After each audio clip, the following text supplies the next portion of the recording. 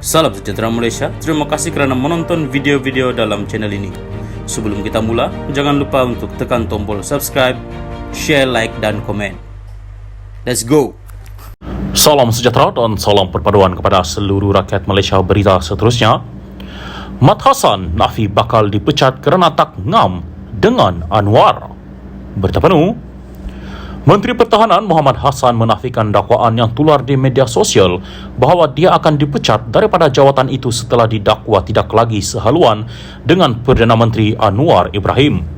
Hari ini semalam viral, saya akan dipecat daripada jawatan menteri saya sebab dikatakan saya tidak bersama dengan Perdana Menteri. Mangkuk-mangkuk ini tak tahu daripada semua Kementerian Pertahanan yang paling banyak mendapat peruntukan khas daripada PM. Ini pula nak mengadu domba kata Mat Hassan akan dipecat sebab apa saya tak bersama dalam kempen, katanya di ceramah Malam Perpaduan Dun Paroi di Senawang malam tadi. Dia berkata demikian susulan beberapa video tular di media sosial mendakwa Muhammad yang lebih mesra dipanggil Tok Mat bakal dipecat sebagai Menteri Pertahanan. Timbalan Presiden UMNO itu juga didakwa tidak lagi bersama Perdana Menteri selain tidak menyertai kempen pilihan raya. Bagaimanapun Muhammad menjelaskan dia tidak dapat bersama dalam kempen kerana masalah kesihatan. Saya demam 4 hari, 40 darjah. Jadi janganlah mengadu domba macam-macam mengata saya, katanya di hadapan lebih 200 hadirin. Sebelum ini dilaporkan Muhammad yang juga calon BN Dun rantau dijangkiti virus influenza dan diarahkan oleh doktornya untuk berehat dalam tempoh 2 minggu 3 hari daripada menyertai kempen pilihan raya. Ketika ditanya, Muhammad tidak memberitahu sama ada akan mengambil tindakan undang-undang terhadap pihak yang menyebarkan dakwaan tersebut.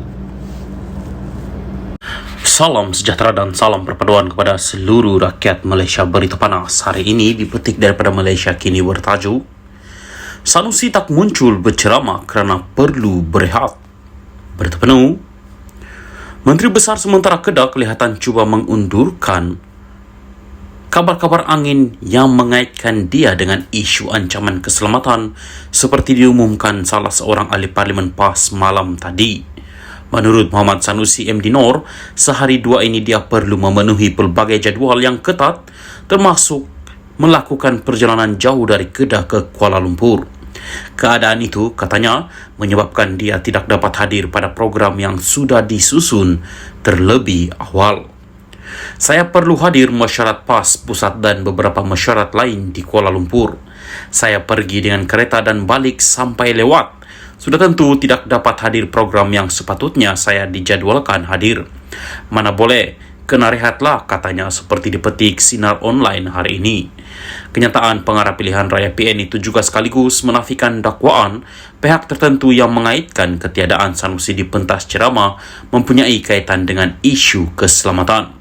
Menurut laporan sama, Sanusi juga menolak andaian pihak-pihak tertentu yang mendakwa terdapat ugutan mahupun diberikan arahan mengunci mulut sehingga hari mengundi.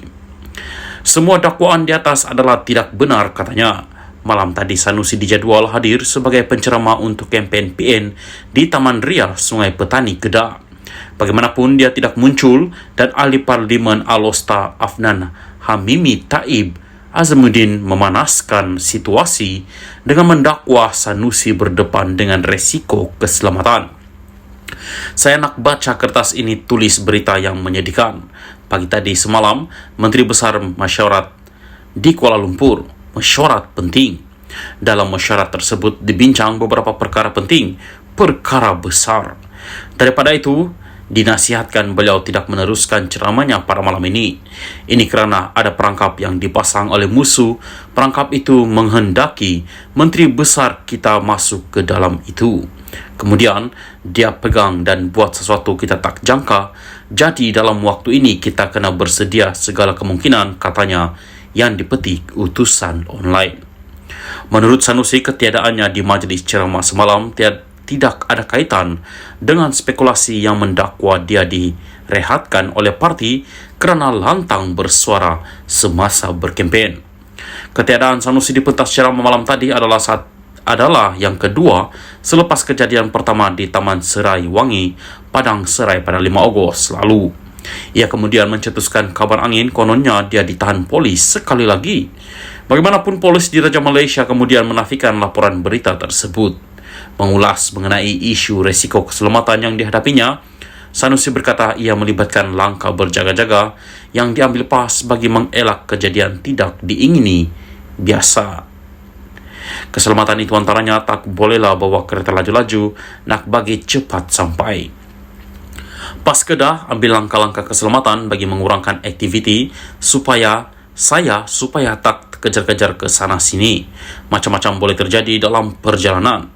Namun ada juga pesanan-pesanan dan langkah-langkah keselamatan lain yang perlu dirahsiakan, ujarnya lagi. Salam sejahtera dan salam perpaduan. Berita seterusnya bertajuk Balik saja, tak perlu beri alasan, kata Azam kepada menantu Muhyiddin. Bertepenu, peguam yang mewakili menantu pengurusi Perikatan Nasional PN Muhyiddin Yassin sepatutnya membantu pihak berkuasa dengan membawa pulang anak guamannya dan bukan membuat kenyataan media, kata Ketua Pesuruhjaya SPRM Azam Baki. Bagi Muhammad Adlan Berhan pula yang berada di luar negara dan menafikan melarikan diri, Ketua Badan Anti Rasuah itu berkata, balik saja, tak perlu beri begitu banyak alasan. Azam juga mengingatkan Peguam Baljit Singh Sidhu bahawa dia mempunyai tanggungjawab sebagai kumpulan profesional undang-undang untuk membantu siasatan SPRM. Terdahulu, Baljit mengeluarkan kenyataan yang menafikan anak guamannya keluar daripada Malaysia selepas mengetahui dimasukkan dalam senarai orang dikehendaki. Katanya Adlan sedia pulang jika unsur ancaman dan pendakwaan terhadapnya tiada lagi. Kenyataan itu dikeluarkan susulan kenyataan SPRM pada 7 Ogos bahawa mereka memburu Adlan 48 dan Mansor Saat 69. SPRM mengesan kedua-dua mereka bagi membantu siasatan dalam projek biometrik pekerja asing. Baljit berkata Adlan sedang terlibat dalam lawatan perniagaan di luar negara dan dikatakan sudah memberitahu penyiasat SPRM bahawa dia akan pulang ke tanah air selepas selesai tugas. Mengulas perkara itu, Azam berkata SPRM telah cuba mendapatkan kerjasama Adlan sejak Jun lalu tetapi tidak berjaya. Dia juga menafikan dakwaan kenyataan terkini SPRM berkaitan Adla dan seorang lagi individu dibuat susulan pilihan raya negeri. Ada orang boleh mudah-mudah tuduh kita, persoal kenapa hanya sekarang kita cari dia, Adlan. Kita hubungi dia sejak Jun, sekarang sudah Ogos. Tiap kali pegawai saya telefon dia beri alasan akan balik, tetapi tak laksanakan. Jika kamu penyiasatnya, berapa lama kamu boleh tunggu?